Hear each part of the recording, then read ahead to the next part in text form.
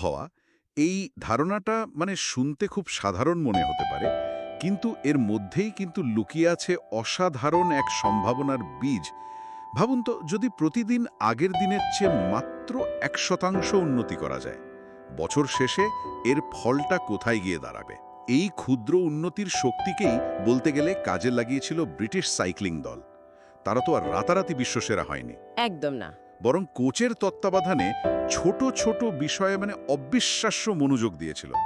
রাইডারদের ঘুমের মান থেকে শুরু করে সাইকেলের সিটের আরাম পর্যন্ত। ফলাফলটা সেটা তো ছিল অবাক করার মতো। ঠিক। আর এই দর্শনটাই এই আইডিয়াটাই জেমস ক্লিয়ারের লেখা অ্যাটমিক হ্যাবিটস বইটার একেবারে কেন্দ্রে, তাই না? হ্যাঁ, একদম। আজকের এই গভীর আলোচনায় আমরা এই বইয়ের মূল সূত্রগুলো একটু খুঁটিয়ে দেখব। কিভাবে এই ক্ষুদ্রাতি ক্ষুদ্র প্রায় অদৃশ্য অভ্যাসগুলো সময়ের সাথে সাথে জমে জীবনের মোড় ঘুরিয়ে দিতে পারে, সেটাই বোঝার চেষ্টা করব আমরা। তার আজকের আলোচনাটা শুধু অভ্যাস তৈরির কিছু টিপস নিয়ে নয়, না না, তার চেয়েও বেশি কিছু। বরং এর পেছনের বিজ্ঞান এবং দর্শন দুটো নিয়ে কথা হবে। আমরা দেখব কেন বিশাল লক্ষ্যের পেছনে না ছুটে ছোট ধারাবাহিক অভ্যাসের ওপর মনোযোগ দেওয়াটা বেশি জরুরি, আর কিভাবে আমাদের অভ্যাসগুলো আমাদের নিজেদের পরিচয়কে গড়ে তোলে, আবার সেই পরিচয় অভ্যাসগুলোকে টিকিয়ে রাখতে সাহায্য করে। ওই ফিডব্যাক লুপটার কথা বলছেন তো? হ্যাঁ, আর অভ্যাস তৈরির যে 4টে মৌলিক ধাপ আছে সেগুলো জানব। সবশেষে কিছু খুব কার্যকরী কৌশল নিয়েও কথা বলবো, যা ব্যক্তিগত উন্নয়নে কাজে লাগানো যেতে পারে। মূল উদ্দেশ্য হলো অভ্যাস গঠনের একটা নির্ভরযোগ্য পদ্ধতি তুলে ধরা। অবশ্যই।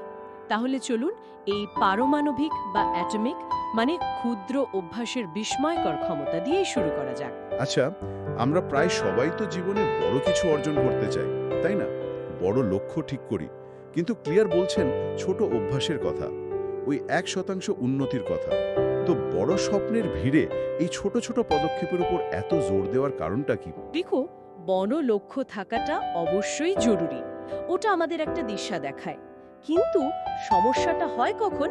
যখন আমরা শুধু ওই দূরবর্তী লক্ষ্যের দিকে তাকিয়ে থাকি আর প্রতিদিনের যে করণীয় কাজগুলো, সেগুলোকে হয়তো একটু অবহেলা করে ফেলি। এই 1% উন্নতির ধারণাটা এখানেই খুব গুরুত্বপূর্ণ। প্রতিদিন 1% ভালো হওয়া কিন্তু সরল রৈখিক উন্নতি নয়, এটা চক্রবৃদ্ধি হারে বাড়ে। ও, চক্রবৃদ্ধি মানে কম্পাউন্ডিং। একদম। যেমন টাকা বিনিয়োগ করলে চক্রবৃদ্ধি হারে বাড়ে, ঠিক তেমনি অভ্যাসের ক্ষেত্রেও বছরের শুরুতে হয়তো পরিবর্তনটা তেমন চোখে পড়বে না, কিন্তু কয়েক মাস বা বছর পর দেখা যাবে এই ছোট্ট উন্নতিগুলো জমে একটা বিশাল পরিবর্তনের রূপ নিয়েছে। চক্রবৃদ্ধির সুদের সাথে তুলনাটা দারুণ। এটা পুরো ব্যাপারটা খুব সহজে বুঝিয়ে দেয়। তার প্রতিদিনের সামান্য চেষ্টাও দীর্ঘমেয়াদে অনেক বড় প্রভাব ফেলতে পারে। একদম। আর ব্রিটিশ সাইক্লিং দলের দিকে আবার যদি তাকান, দেখবেন তারা কিন্তু শুধু অলিম্পিক জিতব এই ফলাফলের উপর পুরো মনোযোগ দেয়নি। তাই তো, তাহলে কিসের উপর দিয়েছিল? তারা মনোযোগ দিয়েছিল প্রতিদিনের প্রক্রিয়া বা সিস্টেমের উন্নতির উপর। ক্লিয়ার। এখানেই একটা গুরুত্বপূর্ণ পার্থক্য করেন systems over goals. Systems over goals. হ্যাঁ, অর্থাৎ লক্ষ্যের চেয়ে সেই প্রক্রিয়া বা পদ্ধতির ওপর বেশি জোর দেওয়া, যা আমাদের লক্ষ্যের দিকে নিয়ে যায়। ভালো অভ্যাসগুলোই হলো সেই সিস্টেমের মূল চালিকা শক্তি। আপনার প্রতিদিনের রুটিন, আপনার ছোট ছোট সিদ্ধান্ত, এগুলোই আপনার দীর্ঘমেয়াদী সাফল্যের ভিত করে তোলে। লক্ষ্য আপনাকে পথ দেখায়, কিন্তু সিস্টেম আপনাকে এগিয়ে নিয়ে যায়। প্রক্রিয়া বা সিস্টেমের উপর জোর দেওয়ার এই ধারণাটা আসলেই বেশ শক্তিশালী।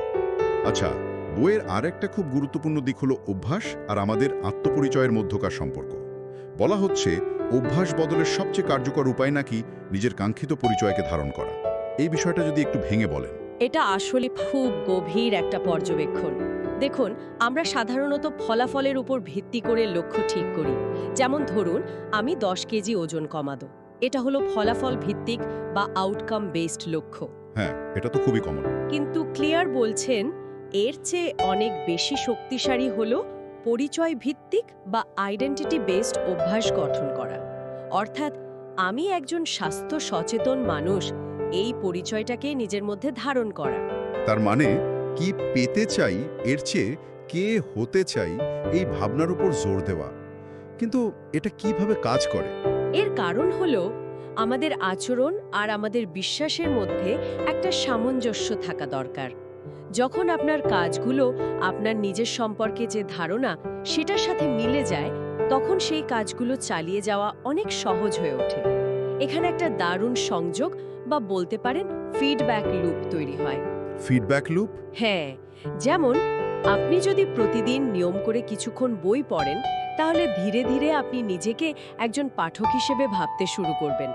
আবার নিজেকে একজন পাঠক ভাবাটা আপনাকে প্রতিদিন বই পড়ার অভ্যাসটা বজায় রাখতে আরও বেশি উৎসাহিত করবে। ও আচ্ছা। আপনার প্রতিটি ছোট পদক্ষেপ, প্রতিটি ভালো অভ্যাস আসলে আপনার কাঙ্ক্ষিত পরিচয়ের পক্ষে দেওয়া একটা ভোট। আপনি যতবার একটা ভালো অভ্যাস পালন করেন, ততবার আপনি আসলে প্রমাণ করেন যে আপনি সেই কাঙ্ক্ষিত মানুষটি হয়ে উঠছেন। বাহ, তার মানে আমরা যা করি সেটাই ধীরে ধীরে আমাদের পরিচয়ে রূপান্তরিত হয়। ঠিক। আর সেই পরিচয় আবার আমাদের কাজকে প্রভাবিত করে। এই পারস্পরিক সম্পর্কটা সত্যি অভ্যাসের ভিত্তিটাকে খুব মজবুত করে তোলে। বেশ, পরিচয় আর অভ্যাসের এই গভীর যোগসূত্রটা তো বোঝা গেল। এবার অভ্যাস তৈরির মূল প্রক্রিয়াটায় আসি। বইতে অভ্যাস গঠনের একটা সুনির্দিষ্ট কাঠামোর কথা বলা হয়েছে, মানে 4টে ধাপের মাধ্যমে।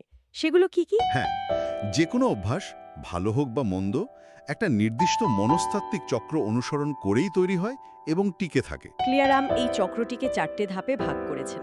প্রথমটা হলো ইঙ্গিত বা কিউ। ইঙ্গিত? হ্যাঁ, এটা হলো সেই সংকেত বা পরিস্থিতি যা আমাদের মস্তিষ্ককে একটা নির্দিষ্ট আচরণ শুরু করার জন্য প্ররোচিত করে। যেমন ধরুন, কাজের টেবিলে রাখা চকলেটের কৌটা। আচ্ছা। দ্বিতীয় ধাপ, আকাঙ্ক্ষা বা ক্রেভিং। ইঙ্গিতের কারণে যে ইচ্ছা বা তাড়না তৈরি হয়, ওই চকলেটের কৌটা দেখে সেটা খাওয়ার ইচ্ছা জাগা আর কি। তৃতীয়, প্রতিক্রিয়া বা রেসপন্স।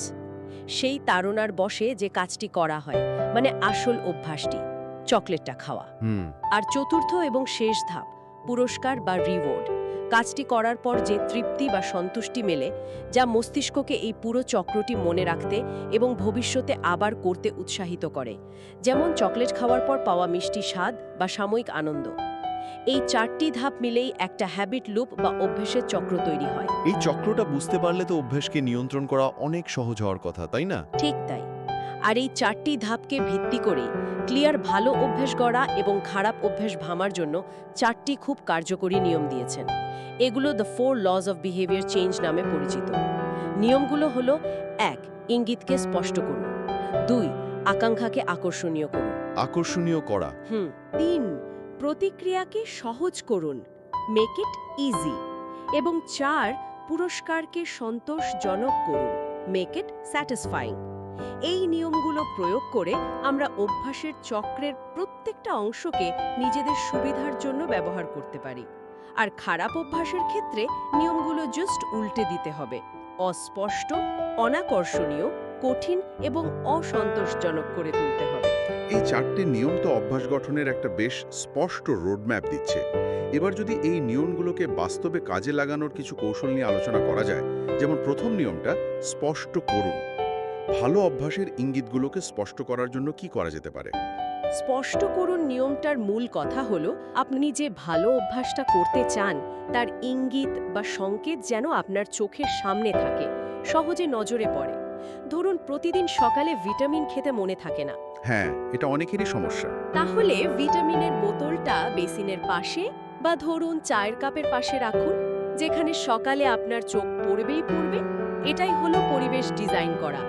আমাদের চারপাশের পরিবেশ কিন্তু আমাদের আচরণকে অবচেতনভাবে প্রভাবিত করে। তাই ভালো অভ্যাসের ইঙ্গিত দিয়ে পরিবেশটাকে সাজিয়ে তুললে কাজটা অনেক সহজ হয়ে যায়। পরিবেশের সচেতন ডিজাইন, এটা তাহলে একটা বড় ভূমিকা রাখে। এর সাথে আর কি কৌশল আছে? আরও দুটো খুব শক্তিশালী কৌশল আছে। একটা হলো হ্যাবিট স্ট্যাকিং। Habit stacking? হ্যাঁ, এর মানে হলো আপনার ইতিমধ্যে বিদ্যমান কোনো অভ্যাসের সাথে নতুন একটা অভ্যাস জুড়ে দেয়া। যেমন, সকালে দাঁত ব্রাশ করার পর, এটা আপনার বিদ্যমান অভ্যাস, আমি 1 গ্লাস জল খাবো, এটা নতুন অভ্যাস। এখানে দাঁত ব্রাশ করাটা নতুন অভ্যাসের জন্য একটা স্পষ্ট ইঙ্গিতের কাজ করছে। ও, বেশ কার্যকর মনে হচ্ছে। আর আরেকটা হলো ইমপ্লিমেন্টেশন ইন্টেনশন। এটা আরও নির্দিষ্ট, মানে আপনি কখন, কোথায় এবং কিভাবে অভ্যাসটি পালন করবেন তার একটা সুস্পষ্ট পরিকল্পনা তৈরি করা। যেমন শুধু আমি ব্যায়াম করব এটা না ভেবে ঠিক করুন আমি আগামীকাল বিকেল 5টায় আমার বসার ঘরে ইউটিউবের এই ভিডিওটা দেখে 30 মিনিটস ব্যায়াম করব। একদম নির্দিষ্ট করে ফেলা। হ্যাঁ, এই ধরনের নির্দিষ্ট পরিকল্পনা অভ্যাসটি শুরু করার সম্ভাবনা প্রায় দ্বিগুণ বা 3 গুণ বাড়িয়ে দেয়, কারণ এটা আপনার মস্তিষ্ককে একটা পরিষ্কার নির্দেশ দেয় যে কি করতে হবে। হ্যাবিট স্ট্যাকিং আর ইমপ্লিমেন্টেশন ইন্টেনশন দুটোই খুব কাজের মনে হচ্ছে। এবার আসা যাক দ্বিতীয় নিয়মে, আকর্ষণীয় করুন। একটা অভ্যাসকে আকর্ষণীয় করে তোলার উপায় কি? অনেক সময় তো ভালো অভ্যাসগুলো বেশ একঘেয়ে লাগে, তাই না? ঠিক, এখানেই কৌশলটা কাজে লাগে। আকর্ষণীয় করার একটা খুব ভালো উপায় হলো temptation bundling. Temptation bundling, interesting নাম। হ্যাঁ, এর মায়ের হলো যে অভ্যাসটা আপনি তৈরি করতে চান কিন্তু হয়তো ততটা উপভোগ করেন না, সেটার সাথে এমন কিছু জুড়ে দেওয়া যা আপনি সত্যিই উপভোগ করেন। যেমন ধরুন আপনি ব্যায়াম করতে খুব একটা পছন্দ করেন না, কিন্তু নেটফ্লিক্সে আপনার প্রিয় সিরিজ দেখতে ভালোবাসেন। অনেকেই এমন। তাহলে নিয়ম করুন আমি শুধু তখনই নেটফ্লিক্স দেখব যখন আমি সাইকেল চালাচ্ছি বা ট্রেডমিলে হাঁটছি। এভাবে অপছন্দের কাজটাও পছন্দের কাজের আকর্ষণে অনেকটা সহজ হয়ে যায়। এছাড়া আমাদের মস্তিষ্ক কিন্তু স্বাভাবিকভাবেই পুরস্কারের প্রত্যাশায় সাড়া দেয়। ডোপামিন নামের একটা নিউরোট্রান্সমিটার এখানে একটা বড় ভূমিকা পালন করে। ডোপামিন? হ্যাঁ, শুনেছি। যখন আমরা কোনো কিছু থেকে আনন্দ পাওয়ার বা পুরস্কার পাওয়ার আশা করি তখন ডোপামিন নিঃসৃত হয়, যা আমাদের সেই কাজটি করার জন্য প্রেরিত করে, মানে মোটিভেট করে। তাই নতুন অভ্যাসটাকে যদি কোনোভাবে প্রত্যাশিত বা আনন্দদায়ক করে তোলা যায় তাহলে সেটা আকর্ষণীয় হয়ে ওঠে। আরেকটা জরুরি বিষয় হলো সামাজিক প্রভাব। আমরা সাধারণত আমাদের আশেপাশের মানুষদের দ্বারা খুব প্রভাবিত হই। যদি আপনার বন্ধু বা পরিবার স্বাস্থ্যকর জীবনযাপন করে তাহলে আপনার জন্য সেটা করা সহজ হবে। ঠিক, সঙ্গের প্রভাব তো পড়েই। তাই এমন মানুষদের সান্নিধ্যে থাকা জরুরি যাদের ভালো অভ্যাসগুলো আপনাকে উৎসাহিত করতে পারে। পরিবেশ এবং সঙ্গ দুটোই তাহলে অভ্যাস গঠনে খুব গুরুত্বপূর্ণ। এরপর তৃতীয় নিয়ম, সহজ করুন। এর মানে কি? এটা কি একটু অলসতাকে প্রশ্রয় দেওয়া নয়? হ্যাঁ, ব্যাপারটা ঠিক অলসতাকে প্রশ্রয় দেওয়া নয়, বরং মানুষের স্বাভাবিক প্রবণতাকে কাজে লাগানো। মানুষ স্বভাবতই কম পরিশ্রমে কাজ সারতে চায়।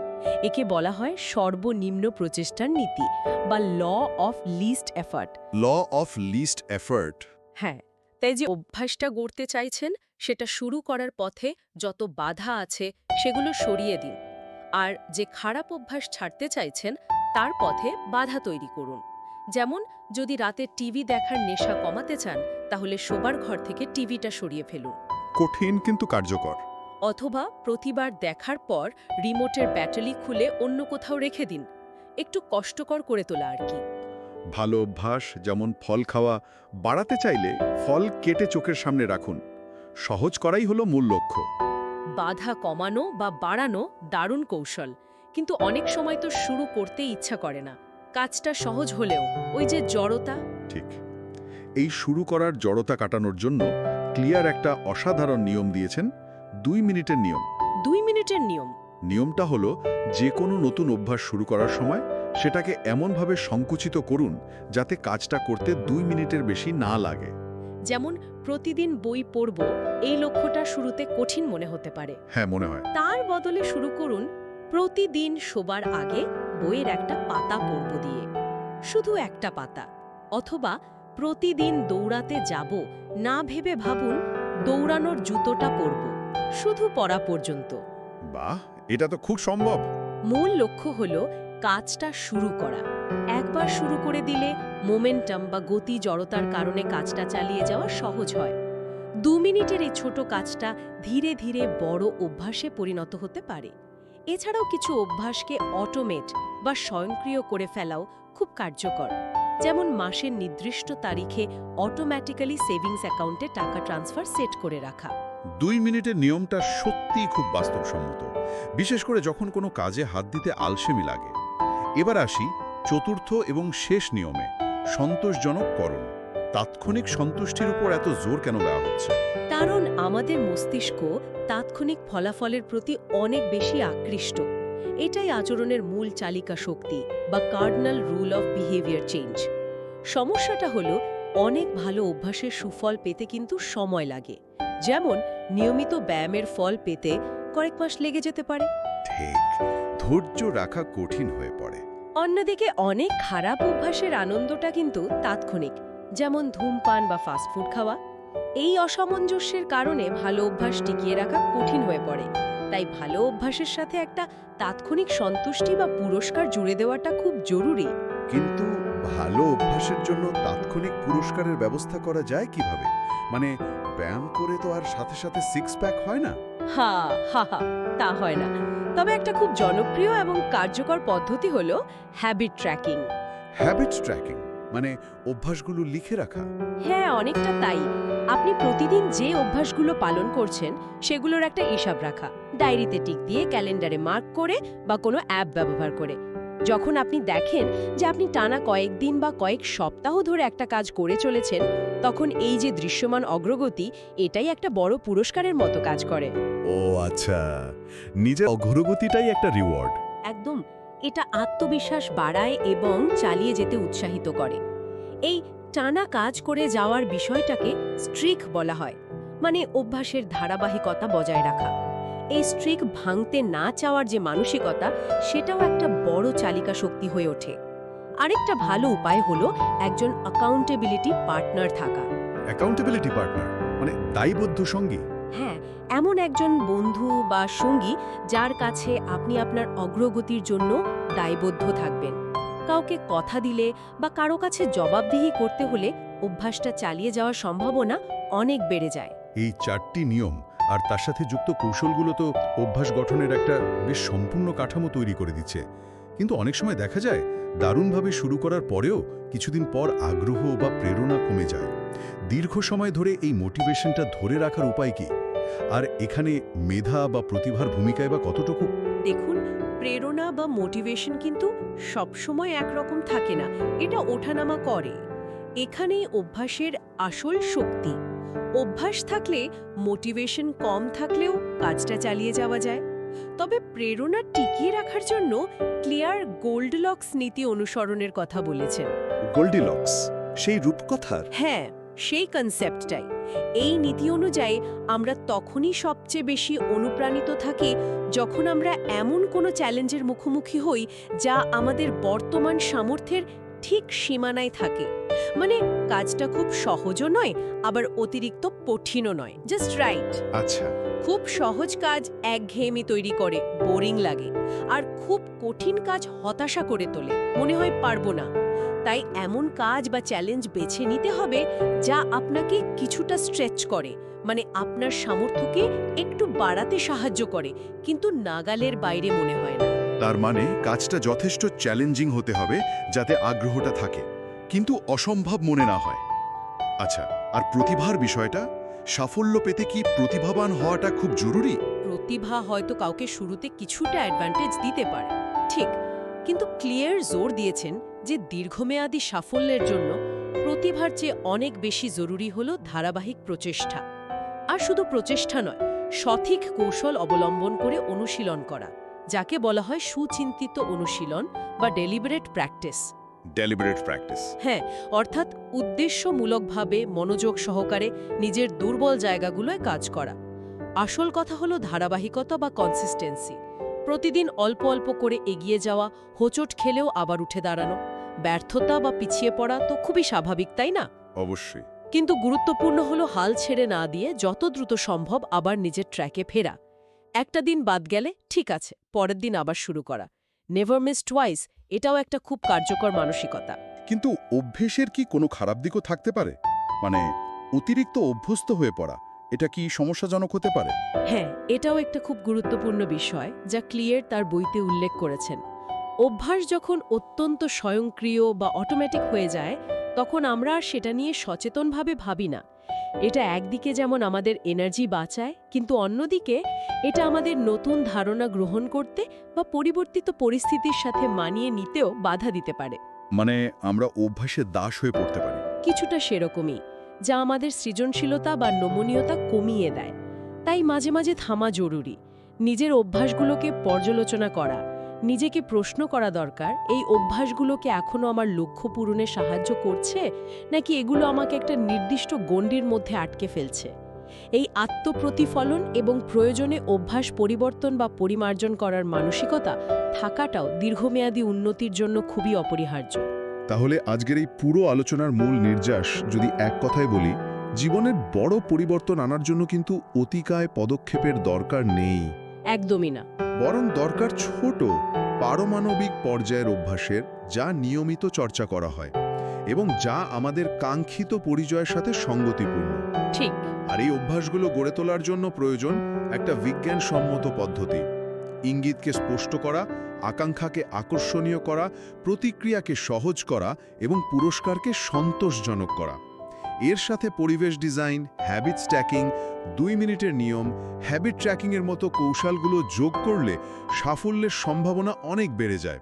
একদম ঠিক বলেছেন।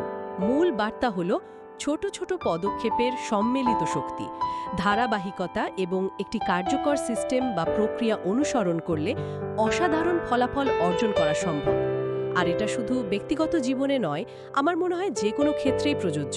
আজকের আলোচনা থেকে আমরা শিখলাম কিভাবে ক্ষুদ্র ব্যক্তিগত অভ্যাস আমাদের জীবনকে কতটা প্রভাবিত করতে পারে। শেষ করার আগে একটা প্রশ্ন রেখে যেতে চাই সবার ভাবনার জন্য। যদি আমাদের প্রত্যেকের ছোট ছোট কাজ, এই ছোট ছোট অভ্যাসগুলো একত্রিত হয়ে একটা বড় প্রভাব তৈরি করতে পারে, তাহলে সমষ্টিগতভাবে, মানে একটা সমাজ বা গোষ্ঠী হিসেবে আমাদের সম্মিলিত অভ্যাসগুলো আমাদের কোন দিকে নিয়ে যাচ্ছে? আমরা সবাই মিলে কি অজান্তে কোনো ধরনের সামাজিক বা সমষ্টিগত পরিচয় তৈরি করছি? খুব ইন্টারেস্টিং প্রশ্ন। এই ভাবনাটা হয়তো আমাদের নিজেদের অভ্যাসের পাশাপাশি বৃহত্তর প্রেক্ষাপটে সেগুলোর প্রভাব নিয়ে নতুন করে ভাবতে সাহায্য করবে।